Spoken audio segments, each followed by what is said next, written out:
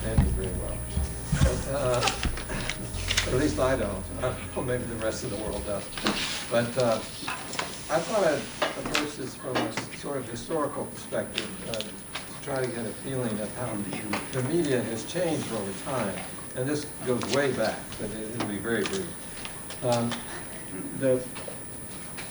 Printing didn't come along until the 15th century. And that was, I guess, our first mass media, of reaching out to a very large number of people through Gutenberg and so forth. And then beyond that, we had radio and television and so forth. But in the beginning, everybody communicated in small groups, or hunter-gatherers scattered around, and then the civilizations formed. And once you had an agricultural-based civilization, people learned to keep records, because you had to keep records, then they learned how to read and write. And all of that was controlled by the government, because it was all done to manage these large agricultural civilizations. Well, certainly in Europe, people began to want to do things on their own, and so this was largely motivated by religious differences. If you remember, Martin Luther troubled the Catholic Church, and there were a series of innovations in religions, and also the 30 Years' War from 1618 to 1648 was a major turning point in Europe. About a third of the population of Europe, as I understand it, was killed in these terribly brutal wars between the Catholics and the Protestants. And at the end of that, the Westphalian Treaty, they established the concept of a nation state and established the concept of religious freedom, which was pretty much the foundation for religious liberty, freedom of speech, and so forth, which is our First Amendment. Second Amendment is the right to bear arms. So there was a struggle for the freedom to speak your mind, and that came about because there was the authority of the government. And if you remember, the government and religion were very close together, and the church had very brutal ways of enforcing its authority, you know, with crucifixion, boiling in oil, excommunication. There were ways of limiting speech in the old days that were quite draconian. But what we have now with social media is a radical right to free speech, because after you deal with the government and the restrictions that the government imposes to enforce its belief system, you have the cost of distributing information. And if you have to own a printing press, if you have to own a radio station or a television station, that's a very severe limitation on freedom of speech in terms of the ability to address the public at large. And that was essentially eliminated overnight with these digital platforms, which were capitalized on by the Googles and the Facebooks and so forth. And what that meant was that if you were clever in the way you express yourself, you can attract an audience at essentially zero cost. I mean, it doesn't cost much for one person to have a laptop to generate the news.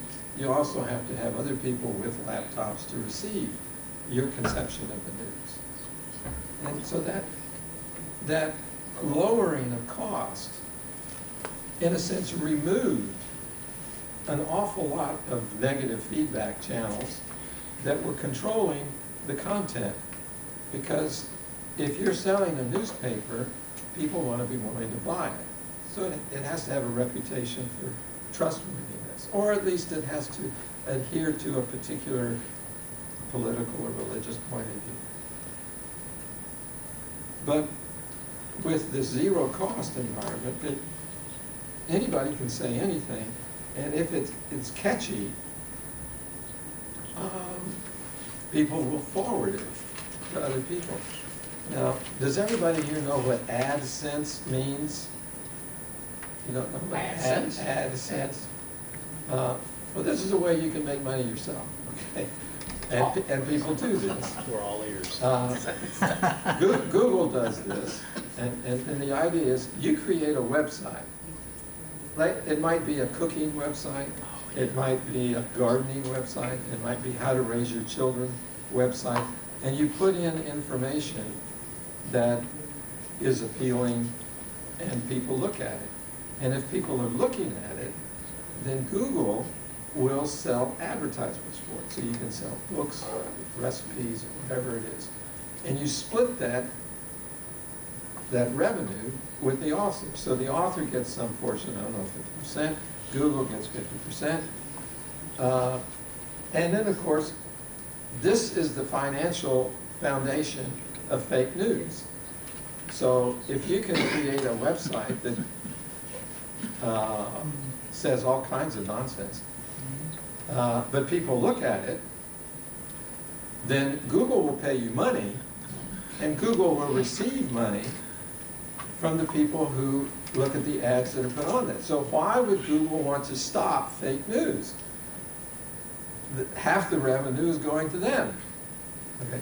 So you have this remarkable reinforcement system, positive feedback system, that generates all manner of messages, and if people want to look at them, forward them, and so forth, and then if you have an external aid, call it Russia, who will forward some of your wild and crazy schemes and add a few schemes of their own, you have a further foreign feedback loop encouraging this fake news.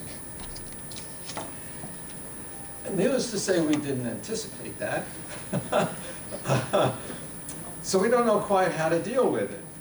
And we have a cultural gene, call it our belief in freedom of speech, freedom of the press, and so forth, that rather strictly constrains us to cut back on speech that we don't like for whatever reason, because after all, they have a right to express their views. But that doesn't take account of the enormous amplification that you're getting as a result of zero cost to distribute the information.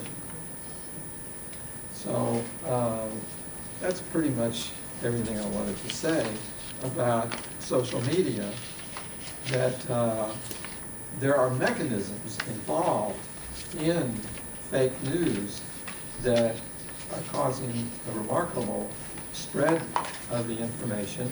People are making a living writing this nonsense because they get advertising revenue. And that's unregulated. And the reason it's unregulated is because Congress doesn't want to say no.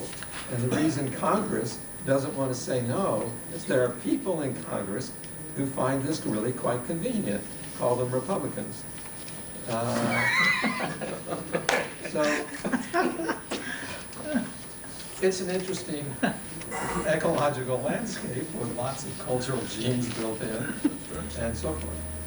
Stop with that.